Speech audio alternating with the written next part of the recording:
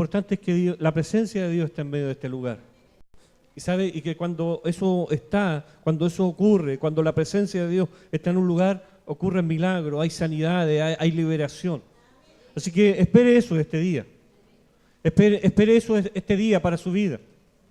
Espere eso este día, que Dios le va a hablar a su corazón y a su vida, a su espíritu. Porque la presencia de Dios está en medio de nosotros. Así que por eso le damos gracias al Señor. Y como bien lo decía mi esposa, bien compartía y transmitía los sentimientos espirituales, no del alma, sino que del espíritu de hermano que nosotros tenemos hacia ustedes. Los amamos en el Señor. Ves que venimos a este lugar, se los decimos y no nos vamos a cansar de decírselo, porque es una realidad y es una bendición para nosotros poder verlo a cada uno de ustedes. Imagínense las bendiciones de ver el papá de Mariela. Si ¿cuántos de ustedes han orado por él? ¿Cuántos de ustedes han orado para que él esté en este lugar? ¿Sabe? Y eso es lo que usted tiene que hacer. Porque el que él se convierta, el que él reciba al Señor, el que él conozca al Cristo que usted conoce, depende de Dios, no depende de nosotros. Es la palabra de Dios en la cual convierte los corazones, los transforma, porque a nosotros eso fue lo que nos cambió y nos transformó. Porque muchos nos ayudaron, hicieron muy buenas cosas con nosotros, pero eso no nos cambió, no nos transformó, sino que fue la palabra de Dios que vino un día a nuestros corazones y Él la provoca. Así que está en un buen lugar, le bendecimos y le damos gracias al Señor por su vida. A ver, vamos a pasar a la palabra que se encuentra en el libro de Hebreos, en el capítulo 3.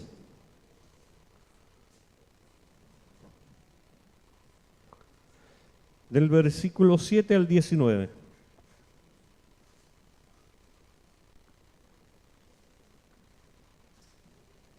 Me van a perdonar, estoy un poco complicado de garganta, congestionado, pero Dios va a hacer igual su obra.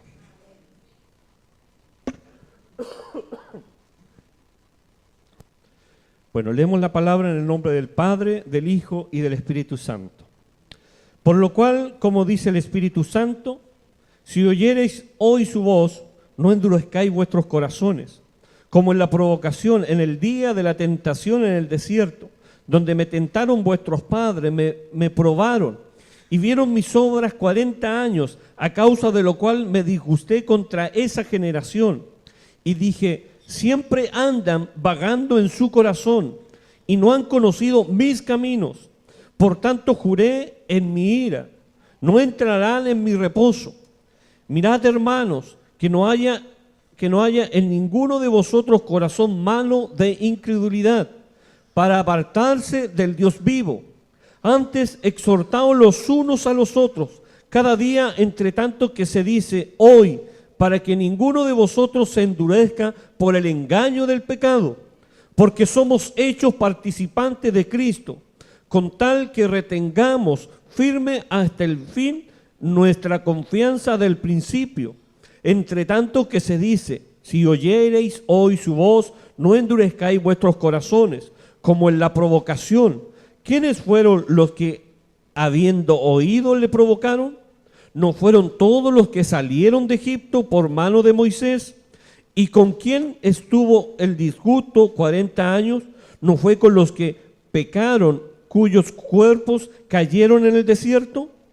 ¿Y a quienes juró que no entrarían en su reposo, sino a aquellos que desobedecieron? Y vemos que no pudieron entrar a causa de incredulidad. Que Dios bendiga su palabra. Padre, en el nombre de Jesús, en esta hora, Señor, a usted le adoramos, le glorificamos, exaltamos su grandeza y su señorío.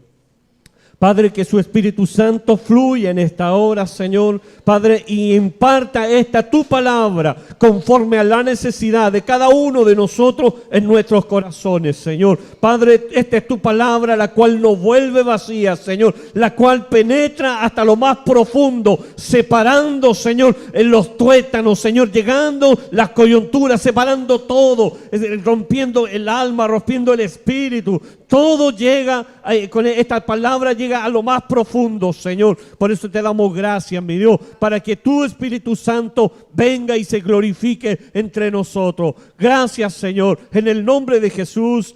Amén y amén. Gloria a Dios, gloria a Dios, gloria a Dios. Gracias, Señor. Gracias porque tu presencia está en este lugar. Gracias porque tu presencia maravillosa y tu Espíritu Santo está en medio de nosotros. Espíritu Santo de Dios, fluye, toca los corazones, mi Dios. Habla sus vidas, mi Señor. Gracias, Jesús. Mire, hermano, esta carta es escrita a un pueblo que conoce de Dios. Esta carta es escrita a un pueblo que conoce de Dios, que sabe lo que Dios ha hecho. Y es más, es escrita a un grupo de judíos que reconocieron a Jesucristo como el Mesías y Salvador de su vida. Esta carta es dirigida hacia ellos, hacia un grupo de judíos que se habían convertido del judaísmo al cristianismo. Esta carta es dirigida a ellos. ¿Por qué? Porque muchos de ellos estaban volviendo hacia atrás, estaban volviendo al judaísmo. Así que fue necesario escribir esta carta para señalarle primeramente la grandeza y el señorío absoluto de Jesucristo. Porque aquí habla que Jesús es mucho mayor que Moisés y que todos los otros profetas, habían hablado, todo lo que ellos habían dicho, en Jesucristo se cumplía a todo. Inclusive que el sacerdocio de Jesús era aún mayor que el de Aarón, porque era el sacerdocio de Melquisedec. Y ya muchos sabemos que Melquisedec fue el que le diezmó a Abraham, le diezmó a Melquisedec, cuando fue a rescatar a Lot, cuando había sido tomado Sodoma y Gomorra, habían sido llevados cautivos todos los de la ciudad, y entre ellos estaba Job. Y vino Abraham y armó a sus criados y fue y luchó contra 2 o 3 reyes y los venció. Y cuando venía de vuelta le salió este sacerdote al cual Abraham le diezmó, reconoció autoridad sobre él, diciendo que Abraham era el que tenía la promesa. O sea, este era mayor que Abraham. Tenía mucho más autoridad que Abraham, siendo que Abraham era la entregada a la promesa. Así que en este libro habla de la autoridad de Jesucristo, para mostrarle a estos judíos quién era Jesús. Amén. Y vemos que aquí comienza diciendo algo súper importante, lo que dice el Espíritu. Lo que dice el Espíritu. Y lo que dice el Espíritu en este tiempo igualmente. Porque esta es una promesa para la iglesia. Porque la promesa que la iglesia tiene es que un día va a entrar en un reposo. Esa es la promesa que la iglesia tiene. Esa es la promesa que usted y yo nosotros tenemos. Que un día entraremos en el reposo del Señor. Que un día vendrá Cristo y vendrá a buscar a su iglesia y estaremos juntamente con Él. Y habitaremos juntamente con Él. Y dice que los afligidos de espíritu ya no estarán afligidos. Los que han pasado necesidad ya no van a pasar necesidad. O sea, cuando hablamos de reposo, habla de una tranquilidad espiritual. Una tranquilidad espiritual. Así que en esa promesa estamos usted y yo. Así como también el pueblo de Israel tenía su promesa. El pueblo de Israel, Dios le dio una promesa.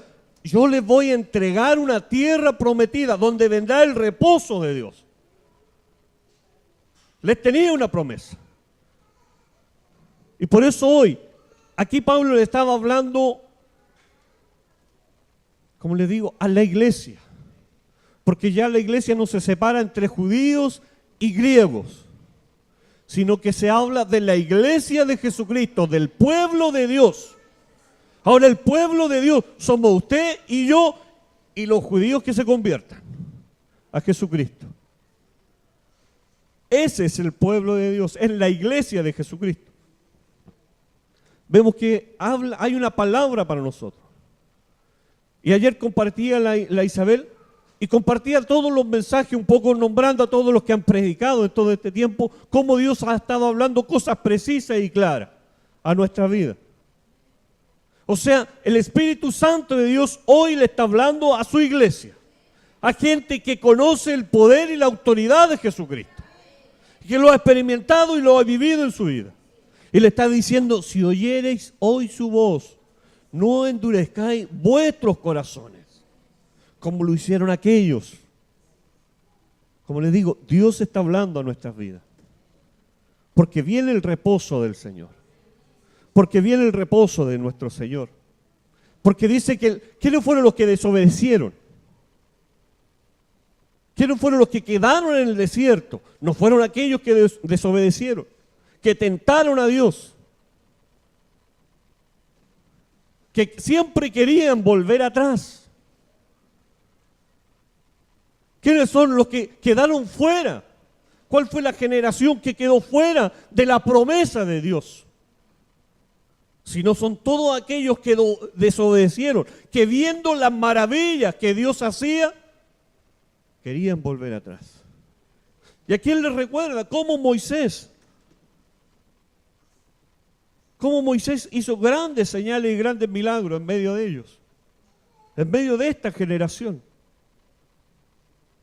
Y en estos días, que la televisión se llena de películas de cristianas, entre comillas cristianas, porque bíblica no tiene nada. Siempre me reía estos días, la vi de pasadita así, cuando estaban dando una película de Moisés. Y estaba justo viendo las plagas cuando Moisés se estaba presentando delante de Faraón. Y este Moisés de la película le dijo a Aarón, cuando convirtieron el agua en sangre. Y estaba ahí el Faraón bañándose en el río. Y le dice Moisés a Aarón que vaya al río, pero así súper secreto, súper escondido, y pusiera ese palo que usaban ellos. Y lo pusiera ahí. Y Moisés se puso entre las zarzas escondido, levantó la mano y le pasaba como la energía a Aarón así. Y Aarón ponía, se convertía el agua en sangre.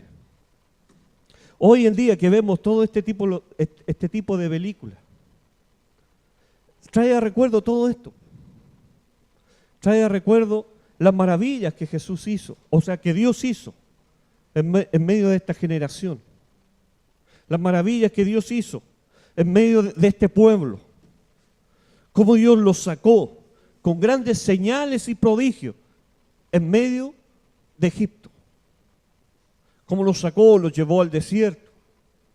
Y que cuando ya habían sido libres, se enfrentaron a un mar y ya comenzaron a murmurar. Viendo cómo Dios los había sacado, viendo cómo Dios había liberado a sus primogénitos, la señal que Dios había hecho. Aún así, cuando llegaron a ese mar, ya estaban reclamando y decían, nos sacaste para morir aquí en el desierto. ¿Acaso no habían tumbas allá en Egipto? Y viene Moisés, abre el mar rojo, Dios abre el mar rojo y pasan en seco. Y luego se cierra y inunda todo el ejército de Faraón. Y siguen avanzando. Luego tienen hambre y comienzan a pedir y Dios les da. Y hay reclamo, y hay reclamo, y hay reclamo, y hay reclamo. Esta generación vivía y experimentaba el poder de Dios, constante. Caminaba por el desierto donde no había agua, pero Dios les daba agua. Donde Dios les daba y les mandaba el pan, día a día. Donde Dios venía y querían carne y Dios les mandaba carne. O sea, vemos a un pueblo que vivía las maravillas de Dios constante y diariamente en sus vidas. Pero tanto así que cuando llegaron a tomar la tierra prometida, cuando llegaron y llegó el tiempo de ir y tomarla, dice que enviaron a 12 espías. Y quiero que esto quede grabado, que esos 12 espías que fueron, toda esta generación que llegó a la puerta de la tierra prometida, había vivido y experimentado cómo Dios los había librado de muchas cosas, las maravillas y las grandezas que Dios había hecho, cómo Dios había abierto el mar, cómo Moisés, donde no había agua, golpeó una peña y salió agua, donde todos los días le llovía el pan. Esta generación había visto todo eso, todas esas maravillas. Llegó el tiempo de ir y tomar la tierra, lo que Dios le había prometido. Lo que Dios le dijo, yo los voy a sacar de allá, de esclavitud, para que ustedes sean libres y entren en una tierra que será suya, donde fluirá leche y miel, que yo se las doy.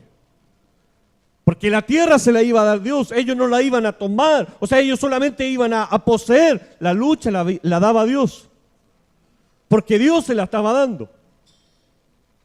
Así que vemos a esta generación que estaba ahí y envían estos 12 espías.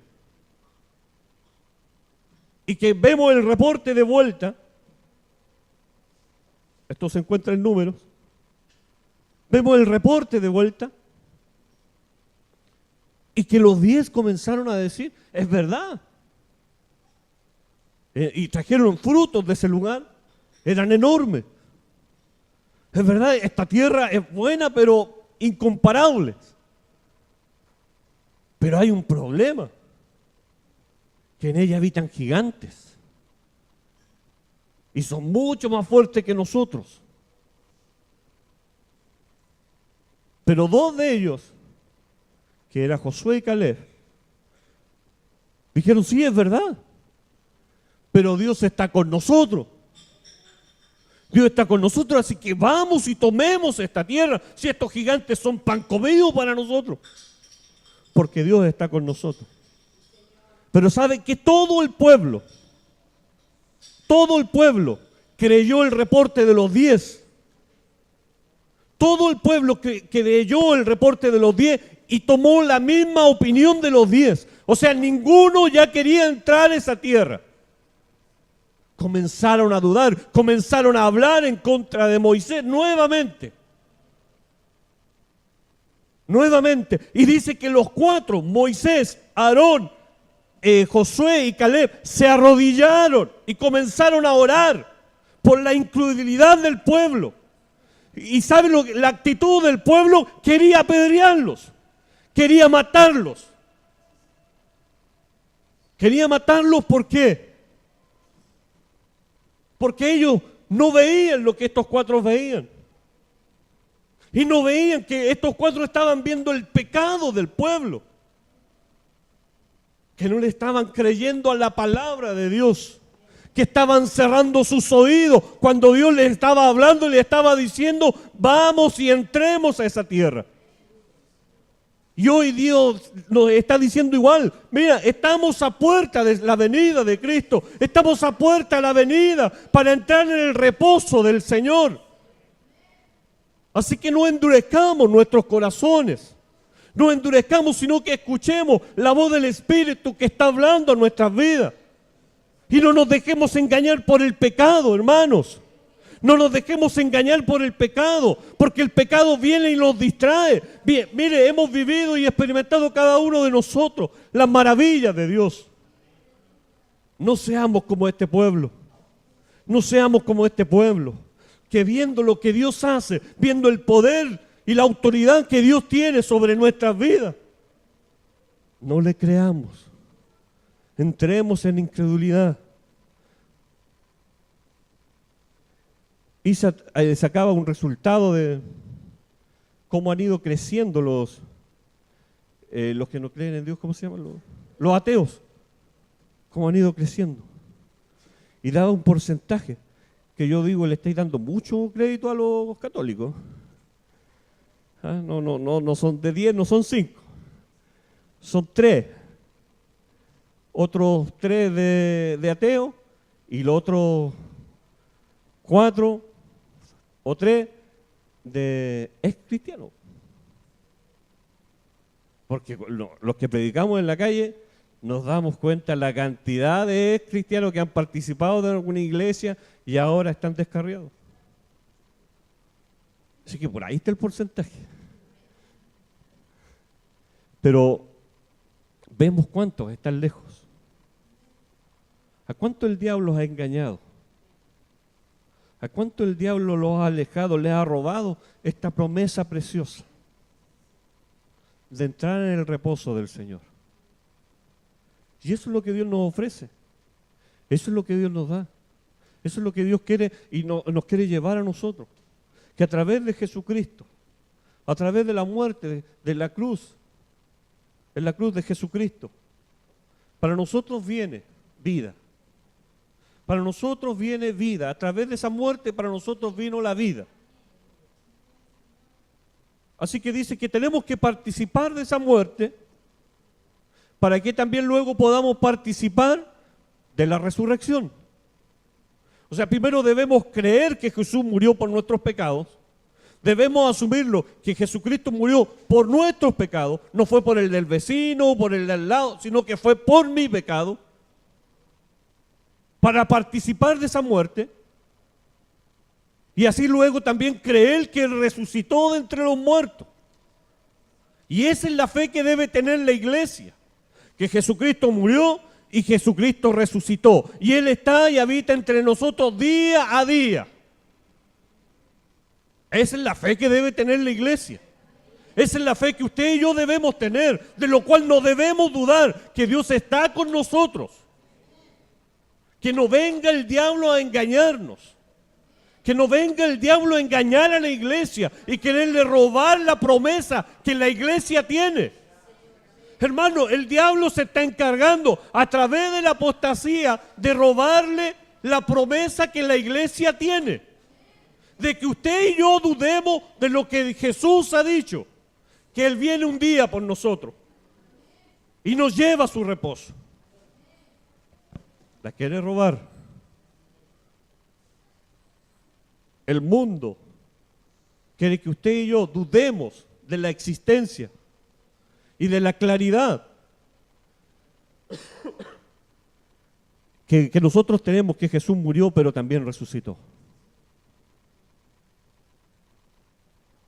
Estos días le escuchaba al Germán que comentaba algo de un nuevo libro que fue encontrado, el libro de Bernabé. Pero uno dice, a través de la Escritura, conoce a Bernabé, que fue compañero de Pablo, que predicó lo mismo que Pablo predicó, pero dice que este libro, como que dice que Pablo era un mentiroso. Que Bernabé decía que Pablo era un engañador. Pero él dijo una cosa bien clara. ¿Y dónde encontraron ese libro? ¿Dónde lo encontraron? En África. ¿En qué lengua? Ni siquiera era la hebrea. O sea, pero vemos cómo el mundo quiere presentar para que usted y yo dudemos, para que la gente dude de la existencia verdadera de Jesucristo, de que verdaderamente Jesucristo murió por usted y por mí, de que verdaderamente Jesucristo se levantó de entre los muertos. Por eso esto dice que no es con entendimiento, esto es por fe, esto es por fe. Esto usted y yo debemos creerlo, hermano, debemos creerlo.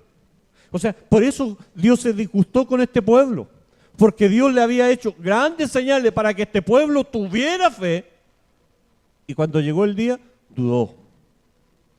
Cuando estaban a punto de entrar, dudó. Usted y yo no nos pasa exactamente lo mismo.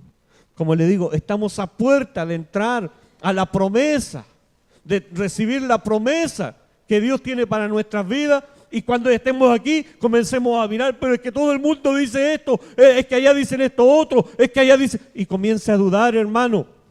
Y no pueda entrar en esta tierra prometida y tenga que vagar y morir en el desierto. Porque lo único que entraron a esa tierra prometida, de toda esa generación, fueron los 2 espías, porque ni siquiera Aarón y Moisés entraron en esa tierra, sino que entraron los 2 espías, Josué y Caleb. Y entraron porque ellos tenían un espíritu distinto, un espíritu diferente al que todos los demás tenían. ¿Y cuál era ese espíritu? Es el Espíritu Santo que usted y yo debemos tener en nuestras vidas, porque es el Espíritu Santo el cual nos revela la verdad de Dios a nuestras vidas. Y hace que usted y yo creamos en lo que dice la Escritura, en la promesa que tiene la palabra para nosotros. Así que, hermano, no es tiempo de dudar, no es tiempo de cuestionar, es tiempo de creer. Este es un tiempo que usted debe creer que Cristo está cercano, hermano, y que usted y yo vamos a participar del reposo de Dios. Pero debemos creerlo, debemos creerlo, porque usted y yo hemos sido como ese pueblo. Porque primero, como bien compartía mi esposa, nosotros los vemos a ustedes y vemos la obra de Dios. Porque a cada uno de ustedes los conocimos chiquititos, de poca edad. Y hoy vemos familias formadas. Matrimonios que tienen sus problemas, pero que están ahí, firmes. Y vemos por fuera en el mundo cómo los matrimonios se disuelven. Porque ahora el porcentaje es mayor de los que se separan de los que se casan. Y ya hoy está de moda, júntense y después prueben, y en ese probar nunca se casan. Y muchos viven con una pareja y viven con otra y tienen hijos de distinta pareja. Eso es muy común. Ya casi ni siquiera tienen, con los que están viviendo, ni siquiera tienen hijos en común, sino que tienen hijos de otros. Y los crían juntos. Ni siquiera son hijos de ellos. Solamente la mamá tiene, y el papá llega con otro hijo, y juntan, pero todos con familias destruidas.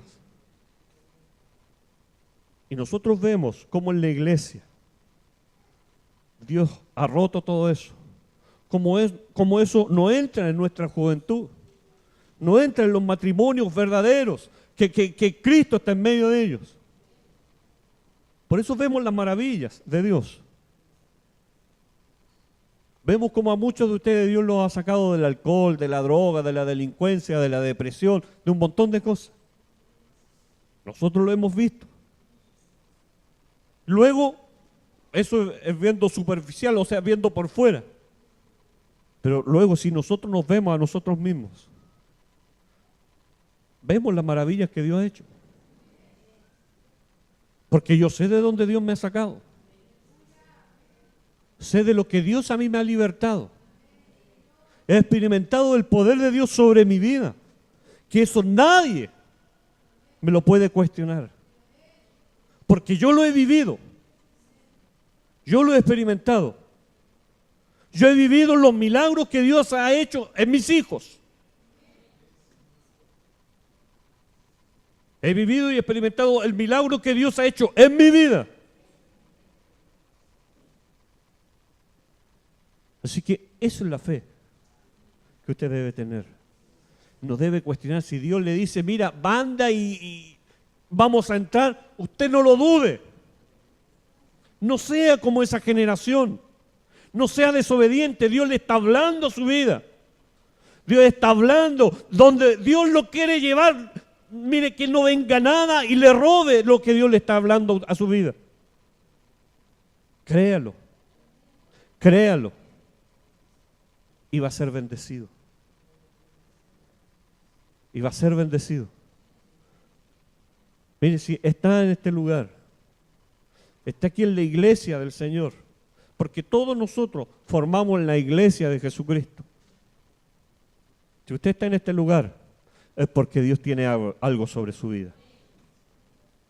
es porque Dios quiere ministrar su corazón y su espíritu. Solamente usted debe abrirlo para que Él lo haga. Él dice que está constantemente golpeando la puerta de nuestro corazón para que usted y yo lo dejemos entrar. En el momento en que usted y yo, o usted abre la puerta de su corazón, Jesús recién entra y usted lo comienza a conocer recién ahí, porque sabe, mucho hablamos de Dios sin haberle conocido. Y el mundo mucho habla de Dios. Es que yo creo en Dios a mi manera, en que yo creo que Dios es esto, en que yo creo que Dios es aquí, en que yo creo que Dios es allá. Pero no le conoce. Aquí dice, no conocieron sus caminos.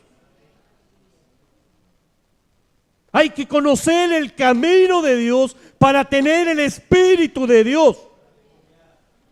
Y para saber lo que Dios va a hacer. Lo vuelvo a decir, esta generación, este pueblo, vio la maravilla de Dios. Cómo Dios los sustentó, cómo Dios, mire, los bendijo de tal manera. Pero aún así, ellos no conocieron el camino de Dios. Aún así, ellos no conocieron a Dios. Y Dios lo que quiere. Pero estos dos hombres, Josué y Caleb, que sí conocieron a Dios, tenían un pensamiento distinto y creían lo que Dios le había dicho. Luego vemos cómo entraron a esa tierra, la conquistaron, vieron cómo Dios derrotó a todos esos gigantes y verdaderamente fueron pan comido. Porque dice que Caleb a los 80 años tomó la tierra que Dios le había dicho que la tomara. Y dijo, tengo la misma fuerza que hace 40 años atrás, cuando tú me prometiste esta tierra. Cuando Dios me entregó esta tierra. Así que él con 80 años, como le creía a Dios, fue y se enfrentó a esos gigantes y los derrotó.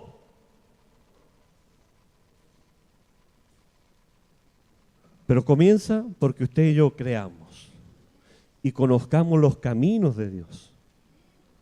Y ya no nos dejemos engañar por el pecado. Porque el pecado nos aparta de Dios. El pecado nos aleja de Dios. Nos aleja de los propósitos y de los planes de Dios sobre nuestras vidas. Por eso ya no es necesario creer en Dios a su manera, no lo crea más. Conozca a Dios. Permita que Dios entre en su corazón, en su vida, para que conozca los caminos de Dios y camine por ellos. Y crea y vea los caminos de Dios, hacia dónde lo conduce, hacia ese reposo que usted y yo tenemos prometido. Pero es necesario que usted y yo creamos. Y que lo que estamos ahí creyendo, como lo hizo Josué y Caleb, también nos arrodillemos por aquellos que no creen. Podamos orar, podamos interceder, porque el juicio de Dios era que los iba a eliminar al tiro. El juicio, la respuesta que Dios tenía sobre ese pueblo que no creyó, que quería apedrear a estos hombres que le estaban creyendo a Dios. Vino y le habló a Moisés, yo los destruyo. Me han tentado, hasta 10 veces me han tentado. Yo los destruyo, yo levanto un pueblo nuevo para que entre a esa tierra. Pero un pueblo que crea, yo levanto un pueblo nuevo que crea y entre y tome lo que yo le estoy dando. Pero ¿cuál fue la oración de Moisés? De Josué, de Caleb y de Aarón, que Dios tuviera misericordia. Le dijo ya, pero ninguno de estos va a entrar a esta tierra. Así que yo los voy a hacer vagar por el desierto 40 años. Y lo hizo vagar 40 años por el desierto y así Dios los sustentó día a día, hasta que fueron muriendo. Pero Dios los sustentaba día a día. Hasta cuando se levantó una generación nueva de ese mismo pueblo y tomó lo que Dios le había dicho que tomaran. Que ahora entraron con Josué. Vemos que Moisés lo vio desde lejos. Esa tierra la vio desde lejos. Y se gozó con eso. Usted y yo, entremos a la tierra. Creamos a las promesas del Señor. Creamos a lo que Dios está hablando a nuestras vidas. Y Dios está hablando. El Espíritu Santo de Dios dice, por lo cual, como dice el Espíritu Santo, si oyere hoy su voz, no endurezcáis vuestros corazones, como en la provocación en el día de la tentación en el desierto. Dios está hablando a nuestras vidas. Dios está hablando para que usted y yo cambiemos nuestro corazón. Dios está hablando para que usted y yo huyamos del pecado, no caigamos en el pecado. Dios está hablando para que usted y yo estemos orando por los que están débiles en la fe, para estar orando por los hermanos, los que tenemos cercanos. Cuando Pablo le habla a Timoteo y le habla de la viuda, y habla que la iglesia se debe hacer cargo solamente de las que verdaderamente son viudas y están solas. Pero las viudas que tienen hijos, que sus hijos las sostengan. Porque si estos no son capaces de sostener a los que aman y de orar por los que aman, menos van a ser capaces de poder orar de los que están afuera, de los que no conocen. Así también nosotros, la iglesia, seamos capaces de poder orar por los que han estado aquí con nosotros y vemos que están dudando, vemos que el diablo los está engañando, vemos que el sistema del mundo los está llevando a desviarse, a perder su fe. Usted y yo podamos estar orando por ellos, para que Dios los toque, para que el Espíritu Santo de Dios toque su corazón, hable a sus vidas. Y ellos no endurezcan su corazón, sino que escuchen la voz de Dios y puedan volver y creer en lo que Dios les ha dicho que les va a dar. Y se fortalezcan en la fe en Jesucristo, para que puedan entrar a esa tierra prometida, para que podamos entrar todos juntos al reposo del Señor. Y como siempre decimos en la prédica, mire, usted lo reciba esto o no lo reciba, Dios sigue siendo Dios igual. Usted lo crea o no lo crea, Dios sigue siendo Dios. Si al que le conviene las promesas son a nosotros, no es a Dios. Nosotros somos los que necesitamos salvación. Nosotros somos los que necesitamos entrar en un reposo, no es Dios. Así que, por el lado que usted lo mire, lógica y humanamente, le conviene ser cristiano. Le conviene tener a Cristo en su corazón. ¿Sabe? Y porque los frutos hablan de que sí al hombre Dios le hace bien. Y que lejos de Dios el hombre está perdido. No hay esperanza.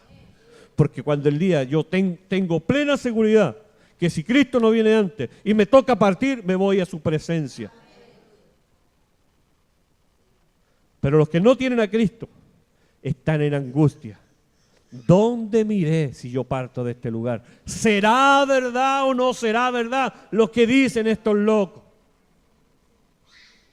Están en un conflicto de espíritu. Aunque se burlen, aunque se rían, pero tienen ese conflicto. Que usted y yo tenemos una tranquilidad que nada lo da. Sabemos que podemos pasar angustia, podemos pasar dificultad, pero sabemos que un día tendremos nuestro reposo, donde ya no habrá ninguna necesidad, donde todo lo va a suplir nuestro Señor Jesucristo. Y esa es nuestra gran esperanza. Así que Dios les bendiga, hermano. Y oro a Dios para que pueda recibir esta palabra en su corazón. Y usted tome para su vida lo que necesita. Lo que necesita. Y ya no sea más engañado por el pecado. Ya no haya más duda en su corazón y en su vida. Ya no cuestione más lo que Dios está haciendo, sino que créalo. Aunque vea lo imposible, aunque mira, es imposible que nosotros derrotemos a esos gigantes, es imposible. Créalo porque usted no está solo. Créalo porque usted no va a derrotar a esos gigantes. Es Dios. Si es una promesa que Jesús hizo, yo no los dejaré solos. Yo no nos dejaré solos. Jesús, cuando Él se fue, no nos dejó solos. Sino les voy a dejar un consolador, el cual les va a enseñar todas las cosas. Y ese consolador se llama Espíritu Santo.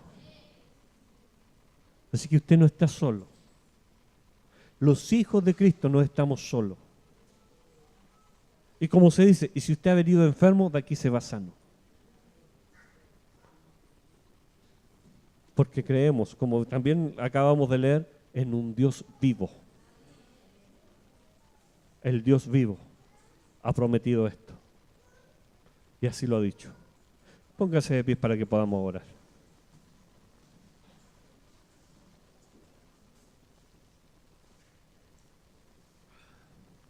Le pediría a la Marcela que pudieran pasarlo.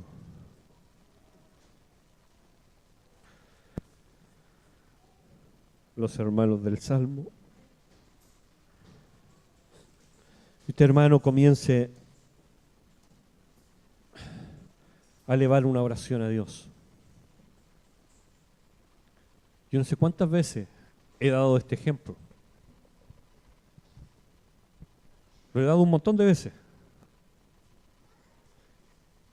Que el niño que va al colegio sabe lo que va.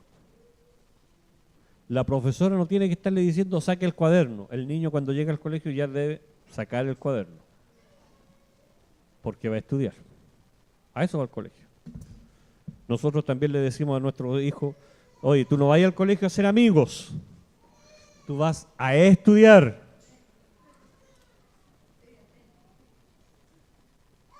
Usted no viene a la iglesia a buscar amistad tampoco. Usted viene a la iglesia a adorar a Dios. Así que hágalo. Hágalo. Adore a Dios. ¿Sabe por qué la presencia de Dios está en este lugar? Y no lo sienta en su alma, siéntalo en su espíritu. Por eso tome lo que le corresponde a usted. La porción que Dios tiene para su vida en esta hora. Usted tómela.